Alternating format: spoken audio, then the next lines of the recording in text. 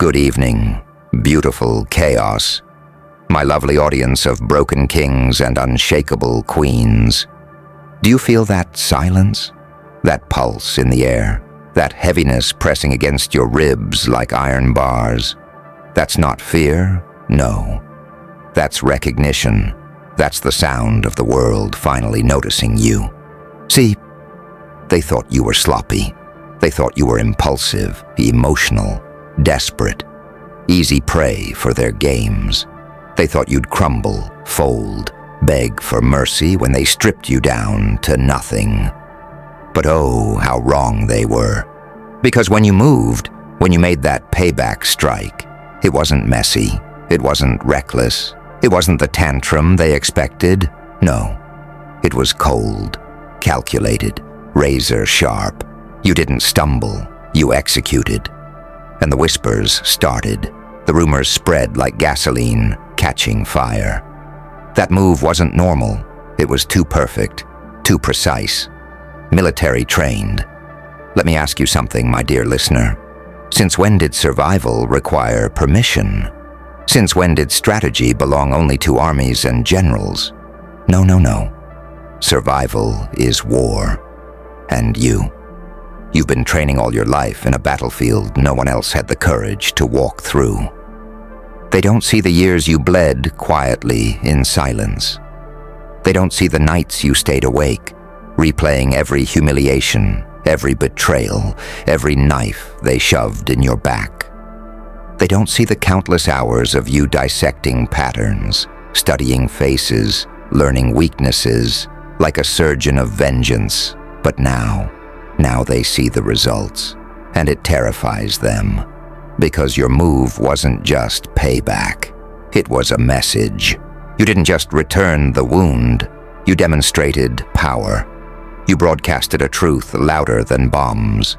I am no victim. I am no experiment. I am the strategist, the executioner, the ghost that studies your shadows until they obey me. Do you realize what you've done? You've turned fear into a weapon. Not fear of others controlling you, fear of you being uncontrollable. That's what shakes them. That's why their voices crack when they whisper your name now. Because you didn't just react, you orchestrated, you didn't lash out, you conducted a symphony of chaos, and every note landed with military precision. Do you hear me? You are the commander now. You walk into the battlefield unarmed, and yet everyone flinches. They think you've been trained by shadows, by some invisible hand. But the truth? You trained yourself through pain, through betrayal, through hunger, through rage. You carved your own doctrine, your own manual of survival written in scars. Let me tell you what makes this so deliciously dark. They don't even know that the military they compare you to couldn't stomach what you've endured. Soldiers get orders, soldiers have backup, soldiers know who their enemies are. But you were born into war without rules. No uniform, no badge, no rank. Just you, stripped raw, standing against liars, fakes, manipulators, abusers, traitors. And you survived. You learned to fight, not just with fists, but with silence, with timing, with patience. And patience is deadlier than any weapon. Calculated, they whisper. Yes, of course it was calculated, because you don't move unless the ground is set, unless every exit is blocked, unless the moment is suffocating. You didn't just hit back. You crafted a masterpiece. You painted their downfall stroke by stroke. And that's why it looks military trained, because chaos is your battlefield, and precision is your crown. Listen closely. When you move with such precision, people stop seeing you as human. They start seeing you as myth. That's why their eyes widen. That's why their voices drop. That's why they can't stop talking. Because your vengeance didn't just punish, it educated. It reminded them that monsters wear human faces, and you just took off the mask. Now they're terrified, because they know this wasn't luck, this wasn't accident. This was design, and designs can be repeated. So what happens next? Do you let them believe you're some military experiment gone rogue? Do you let them fantasize about secret training camps that molded you into this predator? Or do you smile that crooked smile and let them choke on the truth? That you forged yourself in the dark, that no one trained you, that every scar, every heartbreak, every betrayal was your boot camp, that your commander was pain itself, and now you're not just trained, you're untouchable. And I'll tell you why this matters, my dear audience. Because the moment they start comparing you to institutions, to armies, to systems, is the moment they admit defeat. They admit they cannot explain you. They admit you moved beyond their comprehension. And the beautiful irony, they made you this way. Their cruelty was your curriculum. Their games were your training ground. Their betrayals were your drills. Every injustice, every wound, every humiliation was your military academy. So now when you walk into the room, they see it.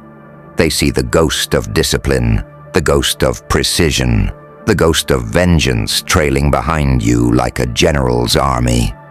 But you don't need an army, because you are the army. So let them whisper, let them panic, let them try to rationalize your power by comparing it to soldiers, to assassins, to generals. Smile at them, tilt your head. Because deep down, you know the truth. You're not trained, you're forged, you're not taught, you're inevitable, you're not military. You're destiny in motion, and destiny doesn't miss. So I'll end this with a toast, my wicked audience. Here's to the payback that looked too sharp, too precise, too calculated. Here's to the move that made them tremble. Here's to you, walking proof that pain creates architects and vengeance creates generals. Now walk tall, walk slow. Let them choke on the fear they brewed for themselves, because the battlefield is yours now, and the war bows to you. Listen. Lean in. Close your eyes if you must. I want you to feel the aftermath like it's a living thing pressed to your throat. Hear the quiet. That's the vacuum you created. That hush, thick as fog, sucks the oxygen out of everyone's lies. It's the sound of their certainty dying slow and theatrical, and you are the hand that clipped the last string. You remember the look on their faces, don't you? Not the glee, not the scoff, the fracture, the tiny fault line that splits their arrogance like glass under a hammer. They rehearse positions, rehearse defenses, rehearse answers that will never come. They thought they owned the script.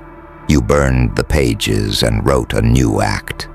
And in the embers, your name smokes like a threat. Pause. Let that sit. Let them sip it. Let them taste regret for the first time. They call it military trained because they need a word that makes sense to cowards. They call it that because they can't explain a mind that refused to bow. They call it that to sanitize their fear. If you were trained, then you are an anomaly, an exception, a freak in a lab coat. But if you were forged, if you were forged, then the mold exists everywhere. If you were forged, then there are millions of other forges humming quietly behind closed doors. They whisper military because the truth, that pain can school a person into quiet, surgical terror, would implicate their own cruelty. And they don't want to be implicated. Do you know what else is delicious? The way they try to mimic your cadence. Suddenly the talk shows mimic your silence. The pundits copy your pauses. The same mouths that spat at you now warm themselves with the ghost of your posture. And the imitation? It looks pathetic. Because you don't teach silence. You earn it. You don't practice. patience. You are baptized by it. They can copy the rhythm, but not the wound that made it necessary. People will invent myths to sleep at night. They'll stitch you into legends to avoid the truth that they were careless architects of their own ruin. Legends, though, are slippery things. They begin to think you are supernatural, and once that happens, they stop searching for the human pattern behind your moves. Good. Let them worship a phantom. Worship is a faulty shield. It keeps them from learning, from changing, from defending themselves. And when they stop changing, they become predictable. Predictability tastes like victory on your tongue. Let's get technical for a moment. Not to teach them how. I would never hand tools to those hands, but to mark the anatomy of what you did, the anatomy of genius discretion. You mapped their schedules like a cartographer of ruin. You mapped the cadence of their pride, the idiom of their arrogance. You watched how they folded their hands when they lied, when they were nervous, when they forgot what they promised. You weren't watching for scenes. You were learning the grammar of their betrayals. Then you composed a sentence so precise, it left them speechless. The first strike, if it can be called that, was a thought. A small, unassuming thought you fed like a rat through the cracks. They ignored it. They always ignore the small things. The small things become habits. The habits become maps, and maps lead to traps. You placed breadcrumbs of truth where they'd expect safety. They ate them like dessert, and dessert poisoned them. Delicious. People ask, why didn't you just forgive? Why didn't you walk away? Forgiveness is often the currency of the privileged because they can afford to be magnanimous. But you had nothing left to spend. Forgiveness would have been theater. Walking away would have been cowardice masquerading as virtue. Your move, calculated, surgical, inevitable, was the only honest response left to you. It was the moral equivalent of closing the book on a chapter that keeps burning the reader. Remember her promises, the soft ones you whispered to the night when no one was listening. Remember the vows of silence you made on cold mornings. Those promises kept you. Return to them when the applause fades and when the predators start sniffing for blood. Those promises are your domicile, your fortress, your final mentor. And finally, when the day comes, because it will come, when the clatter of knives and whispers settles into a quieter life, do not pretend to be surprised. This was the plan. This is how architects end their works, not with fanfare, but with the small private lock clicking on a door that will never be opened again. You smile. You light a cigarette or you do not. Fold her hands, and you let the world keep talking. Because talk is cheap, and action is debt paid in full. So walk out now if you like. Walk out, and let the oxygen return to the room with your exit. Make it slow, make it deliberate. Let your shadow stretch long and thicken behind you, as if you drag history itself in your wake. They will feel it. Some of them will tremble. Others will try to mimic the gait. None of them will have the spine you grew. None of them will have the patience you curated. None of them will hold the quiet consequence that is now her signature. You moved, and now the world must re-architect itself around the fact of your existence. That is power. That is the humility of power. To be acknowledged only by those who believe themselves above it. And that is your victory. To be the respected, feared, misunderstood constant that reshapes rooms, politics, alliances, and the very grammar of how men and women with power speak to each other. One last thing before I let you go back into our night. Smile a small, private smile. Not for the world, not for the cameras, for yourself, for the child you were who had no weapons but a stubborn will. For the person who learned to make a chessboard out of broken tiles and taught themselves to win checkmate with a single pawn. So keep moving, slow, surgical, inevitable. Keep teaching without words. Keep dismantling ignorance with a smile that knows the exact moment to become a razor. The war never ends, but neither does the lesson. And you? You are the professor now.